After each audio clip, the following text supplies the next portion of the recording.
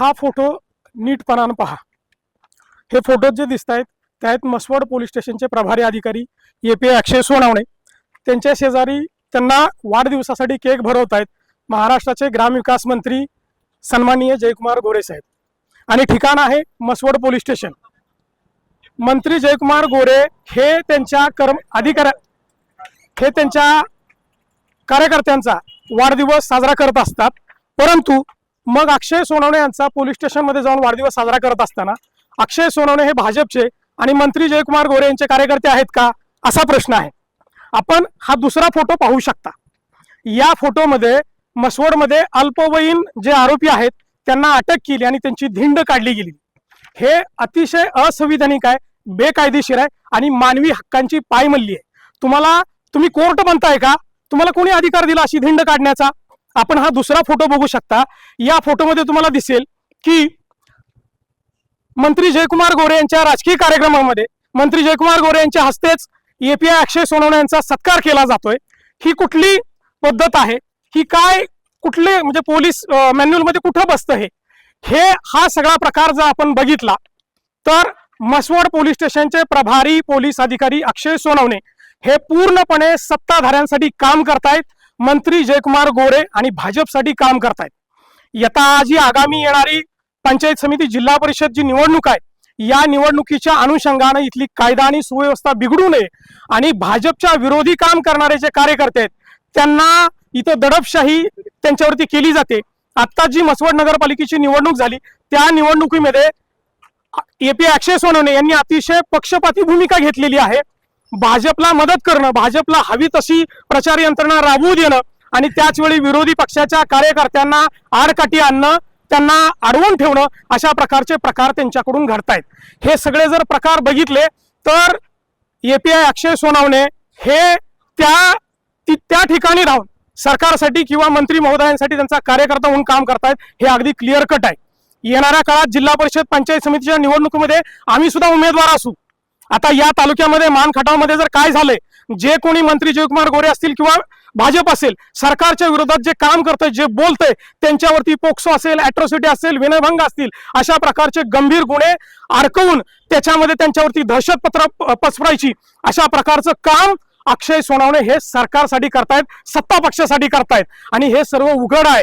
या सर्व प्रकार अतिशय गंभीर आहे आणि म्हणूनच आम्ही राज्य निवडणूक आयोगाकडे तक्रार केलेली आहे की येणाऱ्या जिल्हा परिषद आणि पंचायत समिती निवडणुकीच्या पार्श्वभूमीवरती हे जे पक्षपातीपणा करणारा जे अधिकारी आहेत, जे दहशत माजवतायत ते अधिकारी अक्षय सोनवणे यांना इथून तातडीने हलवलं पाहिजे आणि त्यांची उच्चस्तरीय सखोल चौकशी झाली पाहिजे, ही आमची प्रमुख मागणी आहे। या काळामध्ये आता जो आगामी काळ आहे याच्यामध्ये आता हे सगळं जर प्रकार बघितलं, मधल्या काळामध्ये मला सुद्धा मंत्री जयकुमार गोरे यांनी अतिशय अर्वाच्य भाषेत शिवीगाळ करून धमकी दिली, तुझा तुषारखारात करू अशा प्रकारची धमकी देऊन दमदाटी केली।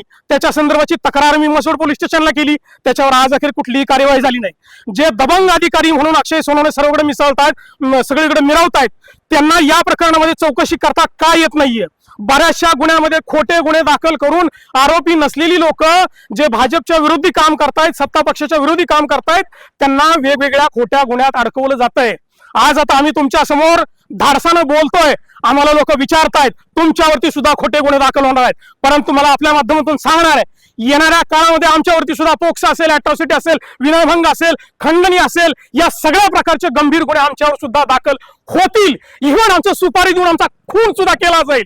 आम्हाला कुठेही आमच्या गाडीचा ऍक्सिडेंट घडवून आम्हाला मारलं जाऊ शकतं, इतकी दहशत या मानखटावमध्ये, परंतु आम्ही या दहशतीला अजिबात भीक घालत नाही।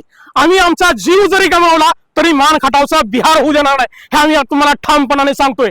या सातारा जिल्ह्याला, हा सातारा जिल्हा क्रांतिकारकांचा जिल्हा आहे, हा सातारा जिल्हा शूरवीर सैनिकांचा जिल्हा आहे, हा सातारा जिल्हा हा यशवंतरावांच्या विचारांचा आहे, हा सातारा जिल्हा हा छत्रपतींची राजधानी आहे। या राजधानीमध्ये मानखटावमध्ये जर कोणी वर्दीच्या आडून, अधिकाराच्या आडून जर कोणी सत्तेचा गैरवापर करून इथं दहशत माजवत असेल आणि मानखटावचा बिहार कोणी करू पाहत असेल तर ते आम्ही अजिबात होऊन देणार नाही। आमचा प्राण गेला तरी चालेल, अजिबात हरकत नाही, अजिबात घाबरणार नाही, परंतु मानखटावचा बिहार होऊ देणार नाही, इथल्या सामान्य माणसावरती अजिबात अन्याय होऊ देणार नाही। या सर्व पार्श्वभूमीवरती आम्ही राज्य निवडणूक आयोगाकडे तक्रार केली। आज आम्ही मान तालुक्याचे माननीय तहसीलदार साहेबांना भेटून आम्ही आमच्या भावना आणि आम्ही आमची भूमिका त्यांच्यापर्यंत मांडलेली आहे। आगामी काळात जर वादग्रस्त अधिकारी जे दहशत पसरवतायत, लोकांना भीती घालतायत आणि खोट्या गुन्ह्याचं रॅकेट चालवतायत, जे भाजपच्या विरोधी काम करतील त्यांना खोट्या गुन्ह्यात अडकवण्याचे रॅकेट चालवतायत, अक्षय सोनवणेची जर तातडीने जिल्ह्याबाहेर बदली झाली नाही, आज त्यांचा जिल्ह्यातला कार्यकाळ पूर्ण झालाय। आज याच तालुक्यात एकाच मतदारसंघात 2-2 वेळा पोस्टिंग मिळतंय। कुणासाठी काम करतायत, कुणाचा आशीर्वाद आहे? राजकीय आश्रयाखाली जर त्यांना वाचवण्याचा प्रयत्न केला तर माझं जिल्हा प्रशासनाला सांगणं आहे, आमच्या सगळ्याशी आमच्याशी संवाद साधून तुम्ही हे सगळं आचारसंहितेचं उल्लंघन करून, नियमांचं उल्लंघन करून अक्षय सोनवणेंना तुम्ही काय इथं बसवताय, कुणासाठी बसवताय, या सगळ्यांची उत्तरं जर नाही दिली तर आगामी काळात अतिशय तीव्र असं आंदोलन केल्याशिवाय अजिबात थांबणार नाही।